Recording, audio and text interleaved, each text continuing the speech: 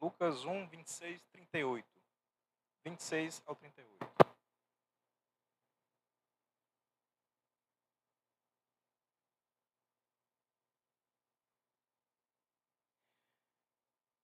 Diz assim a palavra do Senhor. No sexto mês foi o anjo Gabriel enviado da parte de Deus para uma cidade da Galiléia chamada Nazaré. E uma virgem desposada com um certo homem da casa de Davi, cujo nome era José. A virgem chamava-se Maria. E entrando o anjo, onde ela estava, o Senhor. Perdão, irmãos. Silêncio, crianças. Entrando o anjo, onde ela estava, disse: Alegra-te, muito favorecida. O Senhor é contigo. Ela, porém, ao ouvir esta palavra, perturbou-se muito e pôs-se a pensar no que significava esta saudação. Mas o anjo lhe disse: Maria, não temas, porque achaste graça diante de Deus. E eis que conceberás e darás à luz a um filho, a quem chamarás pelo nome de Jesus. Este será grande e será chamado Filho do Altíssimo. Deus, o Senhor, lhe dará um trono, o trono de Davi, seu pai. E ele reinará para sempre sobre a casa de Jacó, e o seu reinado não terá fim. Então disse Maria ao anjo: Como será isto? Pois não tenho relação com homem algum. Respondeu-lhe o anjo: Descerá sobre ti o Espírito Santo, e o poder do Altíssimo te envolverá com a sua sombra. Por isso, também o ente santo que há de nascer será chamado Filho de Deus. E Isabel, a tua parenta, igualmente concebeu um filho, e na sua velhice, sendo este já o sexto mês para aquela que dizia ser estéril. Porque para Deus não haverá impossíveis em todas as suas promessas. Então disse Maria: Aqui está a serva do Senhor, que se cumpra em mim conforme a tua palavra. E o anjo ausentou-se dela. Vamos orar mais uma vez? Senhor Deus, estamos diante da Santa Escritura. Ajuda-nos, Senhor, a refletir hoje sobre quem é o nosso Salvador. Quão grande Ele é, quão grandes são os méritos que Ele tem.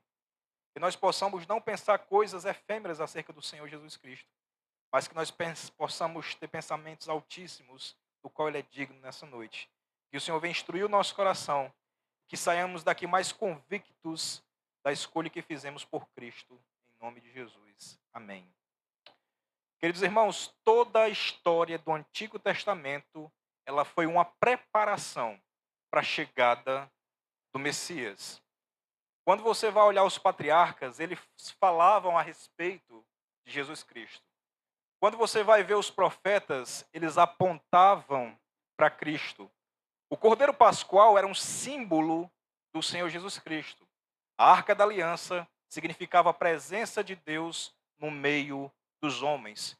Tudo isso era somente uma sombra da verdadeira presença de Deus que um dia ia estar sobre nós. A presença de Jesus Cristo, o Deus Emmanuel, que significa Deus conosco. E na plenitude dos tempos, a Bíblia diz que Deus enviou um anjo chamado Gabriel até Nazaré. E esse foi falar com Maria, transmitir a mensagem de que Maria seria mãe do Salvador. E esse episódio está registrado nesse capítulo que nós lemos, em Lucas capítulo 1, do verso 26 até o verso de número 38. E à luz desse texto, eu gostaria de destacar 3 solenes verdades acerca do nosso glorioso Salvador. E, em primeiro lugar, eu gostaria de destacar a seguinte verdade: o nome de Jesus aponta ele como o Salvador. O nome de Jesus, por si só, já aponta ele como Salvador. O nome de Jesus era o nome humano que lhe foi dado, que significa que ele salvará o seu povo dos seus pecados. Está escrito em Mateus capítulo 1, verso 21. Jesus, ele é o único nome também dado debaixo dos céus que importa que os homens sejam salvos. Está escrito em Atos capítulo 4, versículo 12. A Bíblia diz também em 1 Timóteo, capítulo 2, versículo 5, que Jesus é o único mediador entre Deus e os homens. É o único mediador. Então não existe outro mediador. A Bíblia diz que ele é a porta e também diz que ele é o caminho. Ele veio buscar e salvar aquele que se havia perdido. Nele nós temos abundante redenção. Nele nós temos a copiosa redenção. Todo aquele que nele confia, todo aquele que nele crê, tem a vida eterna. A Bíblia diz que todo aquele que vem até Cristo, de maneira nenhuma ele vai ele fora. Então, por meio dele, nós somos reconciliados com Deus. E por meio dele, nós temos livre acesso a Deus. A Bíblia diz que o véu do templo se rasgou de alto a baixo, então nós podemos entrar na presença do Senhor Jesus, na presença de Deus, sem nenhum temor. Nós podemos chegar a Deus agora com confiança. Nós não devemos mais chegar com temor, achando que Deus não nos escuta, achando que nós não somos merecedores. É verdade, nenhum crente aqui merece falar com Deus, mas por meio dos méritos de Cristo, nós podemos chegar com ousadia diante de Deus, que agora nós chamamos de Pai. Nós temos agora essa graça concedida por Jesus Cristo, por meio do nome de Jesus. Você sabia que é por isso que toda vida que o crente ora, ele ora em nome de Jesus, porque é esse nome que os céus e a terra se dobram. É por esse que o mundo é sustentado, é por esse nome que o crente deve temer, deve respeito, deve se reverenciar, deve se curvar. É por esse Senhor amoroso que nós podemos obter a salvação e também o favor de Deus. Então, aqueles que viveram na antiga dispensação, aqueles que viveram no Antigo Testamento, eles também foram salvos olhando para frente. Como assim, pastor? Havia profecias acerca do Messias. E as pessoas do Antigo Testamento, eles foram salvos por olhar para frente, para olhar para o Messias, para olharem para o Cristo que viria. Muitas pessoas se perguntam como é que as pessoas no Antigo Testamento eram salvas se Jesus não tinha vindo à Terra ainda. Eles criam na promessa de um Salvador, porque essa promessa existia. Há vários textos na Bíblia falando sobre Jesus Cristo no Antigo Testamento, começando desde Gênesis. Nós, porém, somos salvos olhando para frente ou para trás? Nós somos salvos olhando para trás. Nós somos salvos olhando para o Cristo que já veio. O Cristo que morreu há 2000 anos atrás. E nunca houve, jamais haverá outro nome o qual nós podemos ser salvos. Só Jesus salva. Não existe Charles Russell, não existe Allan Kardec, nem Confúcio, nem Maomé, nem Daniel Berg, Gunnar Wingre, nem Ellen White, nem Davi Miranda, nem Benny Hinn, nem Green Simonton, nem Spurgeon, nem Lutero, nem Calvino, nem Jacob Arminio, nem o nome desse é tão poderoso quanto o nome de Jesus Cristo. Então, só Ele pode salvar, só nele há esperança, e só nele há salvação, só nele há perdão de pecados, e só nele há vida eterna. Em segundo lugar, eu queria destacar nesse texto, é que esse texto aponta para a sua dignidade, e essa dignidade aponta para ele ser filho de Deus. A dignidade de Cristo, a forma como Cristo se portou, a forma como Cristo vivenciou aqui na terra, as qualidades de Cristo aponta para Deus, aponta para dizer que ele é filho do Altíssimo. Jesus, ele foi concebido, melhor dizendo, por obra do Espírito Santo. Como homem, Jesus não teve pai terreno. Como Deus, Jesus não teve mãe.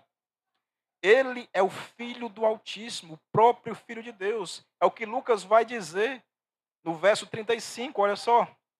Diz o seguinte: respondeu o anjo, descerá sobre ti o Espírito Santo e o poder do Altíssimo te envolverá com sua sombra. Por isso também o ente santo que há de nascer será chamado Filho de Deus. Então, Jesus, ele é o Pai da eternidade. Ele é Deus de Deus, ele é luz de luz, ele é coeterno. Ele sempre existiu. Ele é coigual e consubstancial com Deus. Ou seja, Jesus é igual a Deus. Ele é Deus. Ele é consubstancial com o Pai. Ele é da mesma substância, da mesma espécie, da mesma natureza. Ele tem os mesmos atributos do Pai e realiza as mesmas obras de Deus. Ele é o Verbo eterno, a pessoa divina, o Criador, o autor da vida. A luz, diz a Bíblia, que ilumina todo homem. É a luz que ilumina todo homem. Ainda mais que os homens não enxerguem isso. Existem várias interpretações por isso, para isso. É a luz que ilumina todo homem. É a luz que salva todo homem. Todo homem é salvo através dessa luz. E muitos deles não são salvos, porque quando essa luz resplandece, a Bíblia diz que as trevas não conhecem. Quem anda nas trevas quer viver nas trevas. Quem anda nas trevas não conhece essa luz. Porém, todos os homens, de alguma forma, eles são impactados por essa luz. Toda a invenção humana, todo o conhecimento humano, toda a descoberta deriva dessa luz. Porque não existe conhecimento verdadeiro. Não existe verdade benéfica. A luz, a parte dessa luz, melhor dizendo, tudo vem dele. Tudo vem dele. Todo conhecimento, toda boa descoberta. E a Bíblia diz que ninguém jamais viu a Deus. Quem que está aqui nessa noite, nesse salão, que viu a Deus? Você viu a Deus? Você tocou em Deus? Você ninguém viu a Deus, mas a Bíblia diz que foi Jesus, como Filho de Deus, que veio nos revelar quem? Pai. A Bíblia é clara, ninguém jamais viu a Deus. Mas quando Jesus ele veio à Terra, ele revelou em todo o seu fulgor, em toda a sua glória, quem Deus era. Quem Deus era. E Jesus disse: quem vê a mim, vê o Pai. Quem vê a mim, vê o Pai. Eu sou um espelho. Quem vê a mim, vê o Pai. Ele diz: pois eu e o Pai somos um. Um. Não tem como questionar que Jesus era o próprio Deus. Não tem como questionar que Jesus era o Filho de Deus. Jesus, ele usou, em outras pregações nós falamos que ele usou o termo eu sou. Antes que Abraão existisse, eu sou. Quem é que pode dizer uma coisa dessa? Se eu dissesse eu sou aqui, todo mundo ia jogar as cadeiras em mim. Só Deus pode dizer eu sou. Porque é o mesmo eu sou que disse lá para Moisés no deserto. Em terceiro lugar, irmãos, para a nossa reflexão, para a nossa instrução na verdade, nós podemos ver que sua posição, quem Jesus era, aponta-o como rei, cujo reino é eterno. O reino de Jesus é totalmente diferente do reino dos homens. Jesus, ele herdou o trono de Davi. Sabe o reinado de Jerusalém? O rei de Israel? Jesus, ele herdou aquela dinastia. E a Bíblia diz que ele reinará para sempre, pois o seu reinado não terá fim. Reinos se levantam, reinos caem. Quem já ouviu falar do Império Romano? Foi um grande império. Quem ouviu falar do Império Medo-Persa, do Império Babilônico, do Império Egípcio e todos os outros impérios, daquela grande estátua que simboliza todos aqueles impérios? Todos eles caíram, todos eles ruíram, todos eles deixaram de existir. E a única coisa que nós temos é os livros de histórias, alguns achados arqueológicos que comprovam a existência desses reinos. Mas o reino de Jesus é diferente de todos os reinos. Reis ascendem ao trono, reis são dispostos, são destronados, mas o reinado de Cristo jamais será abalado e jamais o reinado de Jesus Cristo passará. O seu reino, Jesus também disse que não era deste mundo. Lembra? O meu reino não é deste mundo. Satanás disse: tudo isso eu te darei se prostrado, obrigado, me adorares. Jesus disse: somente ao Senhor teu Deus adorarás. O reino de Jesus não é deste mundo. O reino de Jesus não é político. O reino de Jesus não é geográfico, pelo menos no momento. O reino de Jesus não tem aparato militar agora. Mas o reino de Jesus é espiritual. Como é que Jesus governa esse mundo? Jesus, ele governa aqueles que são os seus. Ele governa o coração dos seus súditos. Ele estabelece o seu reino dentro de cada um de nós. Um reino de justiça, um reino de alegria, um reino de paz. Você vê justiça na sua vida? Você é justo? Você tem paz para com Deus e para com os próximos, para com os homens? Agora o reino de Deus, ele está presente, irmãos, em nós, entre nós e no meio de nós. O seu reino da graça.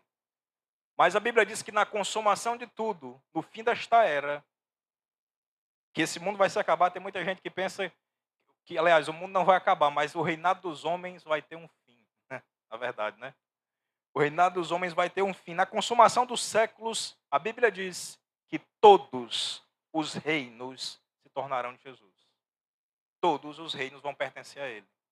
Só ele vai reger todas as nações com vara de ferro. Então ele estabelecerá o seu reino de glória quando ele puser todos os seus inimigos debaixo dos seus pés. Será que Deus tem inimigos? O que você acha? As pessoas, elas pensam o melhor dos governantes, na é verdade? Todos nós pensamos que eles querem o nosso bem, que eles se importam com a gente, que as empresas trabalham ao nosso favor, que tudo coopera para o nosso bem no mundo. Mas, na verdade, o mundo é contra Deus. O mundo é contra Deus. Todo o sistema deste mundo. Ah, pastor, pois eu acho que existem coisas boas e tudo, e que o sistema desse mundo não, não é contra Deus. Então você está enganado. Só existe um, na verdade, uma entidade, um povo, que ainda é cheio de pecado e defeito, ainda vive para a glória de Deus. Esse povo é a igreja. Porque todas as outras instituições, por mais que elas, de certa forma, colaborem com algumas coisas, elas estão sobre o domínio do mundo. Elas estão sobre o reino das trevas. Ah, pastor, não entendo, não concordo. Quando você começar a se aprofundar mais, você vai entender o que está por trás dos desígnios dos homens, que muitas vezes passa despercebido dos nossos olhos. Esse mundo ainda não, Jesus não está reinando nesse mundo. O que opera não é a justiça. O que opera não é a verdade. Os homens, eles vivem por causa do poder. Eles amam o poder. Eles amam o dinheiro. Eles amam os status. É por isso que a Bíblia diz que a raiz de todos os males é o dinheiro. Mas não é o dinheiro. O dinheiro é só um papel. É o amor ao poder, ao amor ao domínio. Os homens, eles querem ser poderosos. Os homens querem ser grandes, mas Deus sempre abate o reino dos homens, mostrando que ele é que é o rei dos reis e senhor dos senhores. Nabucodonosor queria ser o tal, e Deus o abateu. Vários outros reis se levantaram e Deus o abateu. Até os reis que eram do lado de Deus, Deus os abateu. Sabe por quê? Porque o homem, ele é caído, ele é pecador. E ele vai ter que morrer um dia. Foi o caso de Davi, foi o caso de Josafá, foi o caso dos reis bons. Eles caíram porque eles pecaram contra Deus. E todos nós um dia vamos perecer se Jesus não voltar. Porque nós somos mortais, nós somos fracos. Mas haverá um dia que todos os reinos dos homens estarão debaixo do reino de Deus. Todos os inimigos vão estar debaixo dos pés dele. E a Bíblia diz que ele vai pregar esse reino que ele conquistou pelo seu sangue na cruz do Calvário e ele vai entregar para o Pai. Está aqui, Pai. Todo esse reino, todas essas nações, todos os remidos são teus. Jesus vai dizer: o trabalho que você me confiou foi consumado. Está aqui, Pai. Vai entregar de volta para Deus. Para que Deus, a Bíblia diz, seja tudo em todos. Sabe qual vai ser a razão de existir plena do homem? Vai ser Deus. Deus, ele vai ser tudo em todos. Quão glorioso é o nosso Redentor, irmãos. Quão glorioso é o nosso Redentor e quão glorioso é o nosso Redentor. Ele é a esperança e a nossa alegria. Ele é a nossa paz e a nossa herança. Ele é o nosso Salvador. Ele é o nosso Senhor. Ele é o nosso advogado. E ao mesmo tempo, ele é o nosso juiz. Não é Alexandre de Moraes, não, estou falando de Jesus. Ele é o nosso advogado e ele é o nosso juiz. Ele é o verdadeiro Deus e o verdadeiro homem. Ele é, antes do tempo, criador do mundo, sustentador do universo, salvador do seu povo. A Bíblia diz que por meio dele nós vivemos, nos movemos e existimos. É por isso que nós tributamos a ele a honra, a glória e o louvor pelos séculos dos séculos. Amém. Amém. Jesus é o nome que está acima de todos os nomes. É o nome que importa que os homens sejam salvos. Jesus, ele é co-igual com Deus. Ele é filho do Altíssimo. A Bíblia diz que ele seria gerado, o ente santo que seria gerado de Maria, seria filho do Altíssimo. E em terceiro lugar, ele tem um reino eterno. Ele é o Rei dos Reis e Senhor dos Senhores. E nessa noite, como igreja, nós queremos nos reunir para cear, relembrando o início desse reino, quando Jesus veio, foi santo, sem pecado e morreu por cada um de nós. E ele disse que nós deveríamos celebrar, lembrando a morte dele, lembrando o que ele fez por cada um de nós.